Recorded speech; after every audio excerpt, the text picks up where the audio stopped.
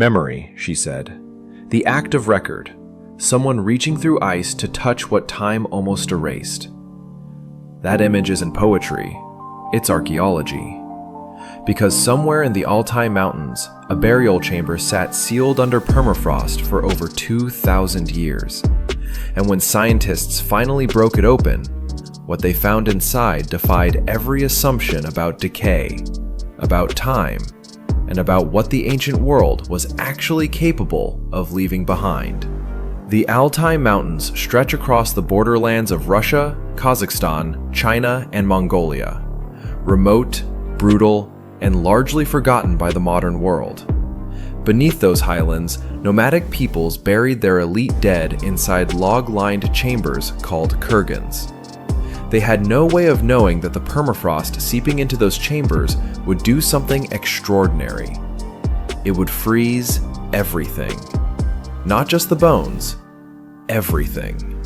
The ice didn't simply preserve a body, it preserved an entire civilization in suspension. Clothing, tools, skin, thought, identity. And when the first excavations began pulling back that frozen earth, the scientific world wasn't ready for what had been waiting underneath. Here is what we know for certain. Around 2,500 years ago, a nomadic culture known as the Pazyryk were burying their most important dead in the high plateaus of the Altai. These were not simple graves. They were engineered chambers, heavy logs fitted together into sealed rooms, then covered with mounded earth and stone. The Pazyryk were linked to the wider Scythian world, the horse-riding, gold-working, tattooed nomads who ranged across the Eurasian steppe from the Black Sea to the borders of China. They were sophisticated, they were mobile, and they buried their dead with everything those people would need in the next world. But here is where something unexpected happened. Something the Pazyryk themselves almost certainly didn't plan for. Meltwater. Every spring, snowmelt seeped down through the mounded earth above those burial chambers. It trickled through the logs. It pooled at the bottom. And then, as the short Altai summer gave way to the brutal cold of winter, that water froze. Year after year, decade after decade, century after century, the cycle repeated. Water in, water frozen.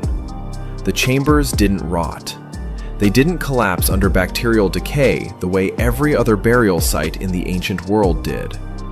They became, accidentally and perfectly, ice vaults.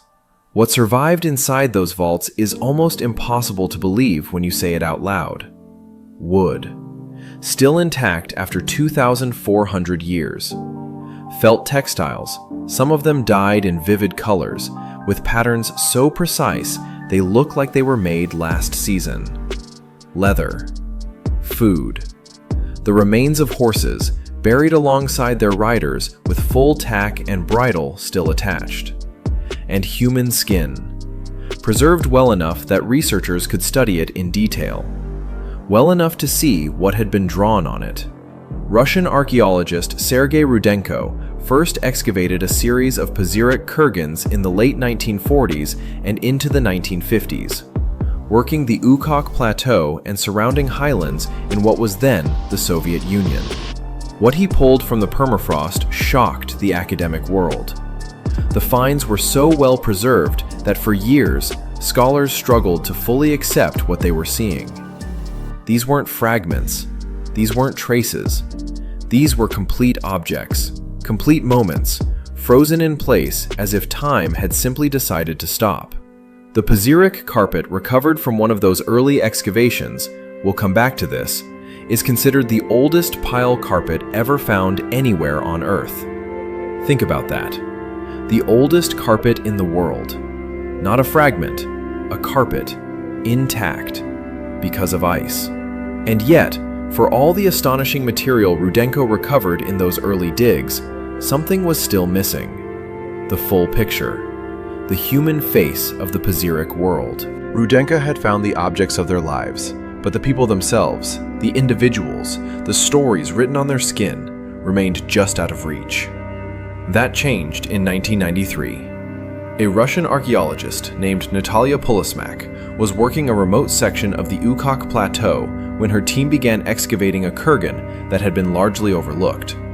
It sat at nearly 2,500 meters above sea level, on a high, wind-scoured plain near the borders of China and Mongolia. The surrounding landscape was empty in every direction, bleak in the way only true wilderness can be bleak. They broke through the outer mound. They reached the log chamber. They began removing the ice. What they found inside would rewrite what the scientific world thought it knew about the ancient steppe, about preservation, about identity, about the information a human body can carry across 2.5 millennia and still deliver intact. But the find itself was only the beginning of the story, because what came next, the closer researchers looked, the more questions the ice refused to answer. In 1993, a Russian archaeologist named Natalia Polosmak opened a burial chamber on the Ukok Plateau and found something that should not have survived. Not just survived, preserved. Perfectly. Impossibly. A woman, buried in the 5th century before the Common Era, still dressed in silk and fur, still resting exactly where her people had placed her, roughly 2,500 years before Polosmak's shovel touched the frozen ground. Let that land for a moment. Silk. In Siberia. In the Iron Age. The silk alone rewrote assumptions about trade routes, about the reach of ancient commerce, about what these people knew and where they traveled. This was not a primitive burial. This was a ceremony, an intention. Someone had dressed this woman with extraordinary care, wrapped her in materials that had crossed thousands of miles to reach this remote plateau, and then sealed her beneath the ice as if they knew exactly what the cold would do. The chamber itself was a log-lined structure, built to last. The Pazyryk people did not bury their dead carelessly. They engineered these tombs. The logs trapped moisture, the moisture froze, and the ice became a vault more reliable than anything modern preservation science could have designed on purpose. Polosmak's team had to melt their way in, layer by layer, careful not to destroy what the ice had protected for millennia. What they found inside the chamber alongside the woman stopped the excavation cold. 6 horses, full-sized, sacrificed, and arranged in complete harness. Bridles, saddles, ornamental fittings, as if they were ready to be ridden into whatever came next.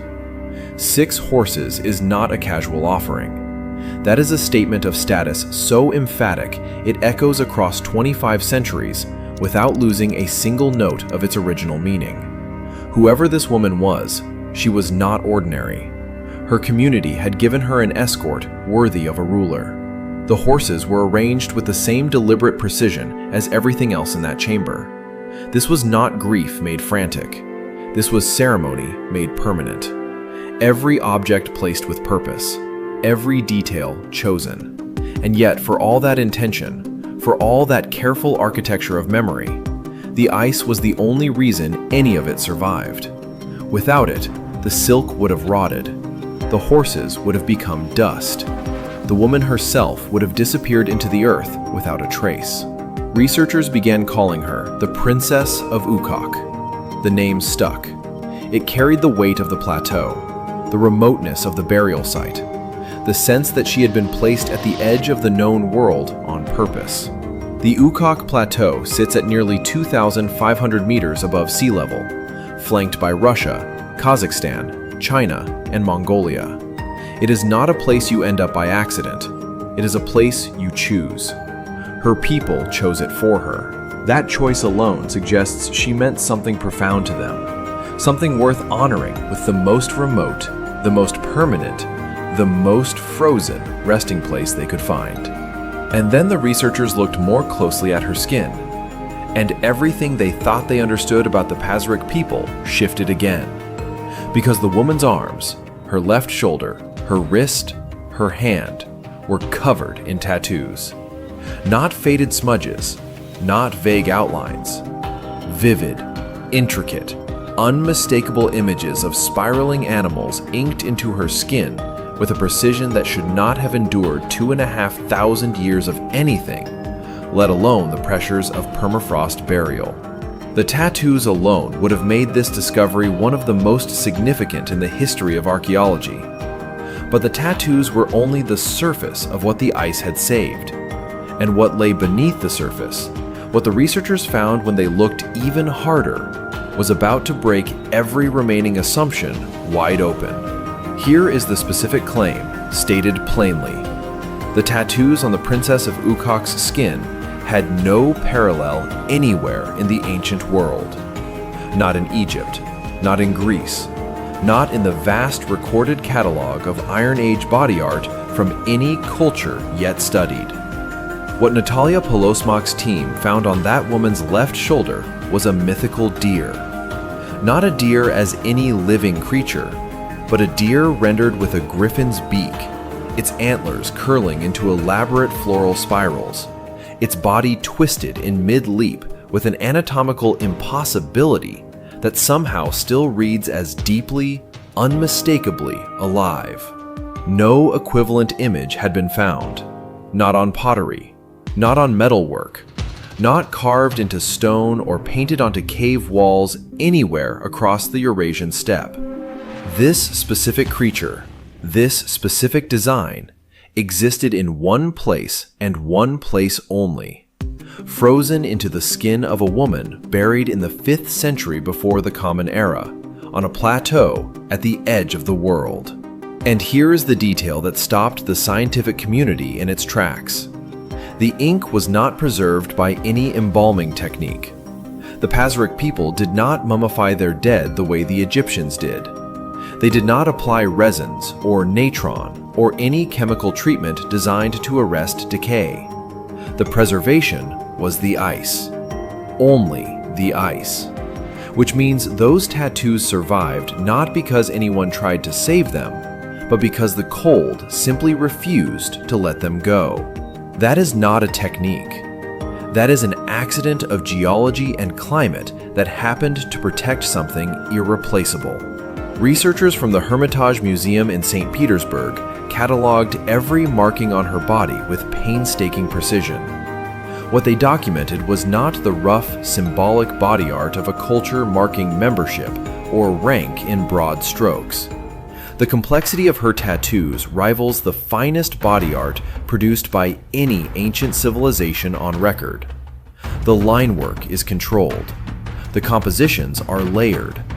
The mythological imagery is specific and internally consistent across multiple figures, suggesting not just artistic skill, but a sophisticated visual language, a system of meaning encoded in skin that her people understood, and that we are only beginning to decode.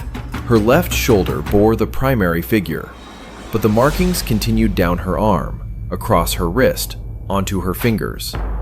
Each figure connected to the next in a flowing narrative that read like a story told in a language we do not yet fully speak. The deer with the griffin beak, smaller figures beneath it, spirals that echo across the composition with a rhythm that feels almost musical when you study the reconstructed drawings. What does it mean? That question does not have a clean answer. Researchers have proposed that the tattoos marked her spiritual status, her lineage, her role as a healer or a shaman, or a figure of religious authority. The horses in the chamber support the idea of high status. The silk and fur support it further. But the tattoos add a dimension that status alone cannot explain. These were not decorations. They were declarations. Permanent ones. Made in a language that her community understood deeply enough to invest this level of craft into a body they were about to seal beneath the ice forever. The Hermitage Museum now holds the reconstructed documentation of those markings. Scientists continue to study them. And the more they study, the more the tattoos resist easy categorization. They belong to a visual tradition that was sophisticated enough to produce work of this quality, and then vanished so completely that we had no idea it existed until a frozen plateau decided to give it back. But here is the thing about the Princess of Ukok. Her body was extraordinary. Her tattoos were extraordinary. And yet, she was not the oldest secret that chamber's surrounding region had been keeping. Because buried in another Pazyryk mound, excavated decades earlier by a different team under different circumstances, was an object that predated everything the princess represented. And it had been frozen just as perfectly, just as impossibly. And it was about to rewrite the history of human craft entirely. The oldest knotted pile carpet ever found did not come from Persia. It did not come from the ancient Near East, from the great weaving traditions of Egypt, from any of the civilizations that historians had long assumed gave the world its first sophisticated textiles. It came from a frozen burial mound in Siberia. Specifically, from Pazyryk Barrow 5, excavated in 1949 by Soviet archaeologist Sergei Rudenko. And what Rudenko's team pulled from that frozen chamber was so perfectly preserved that researchers initially struggled to accept what they were looking at. The carpet dates to the 5th or 4th century before the Common Era.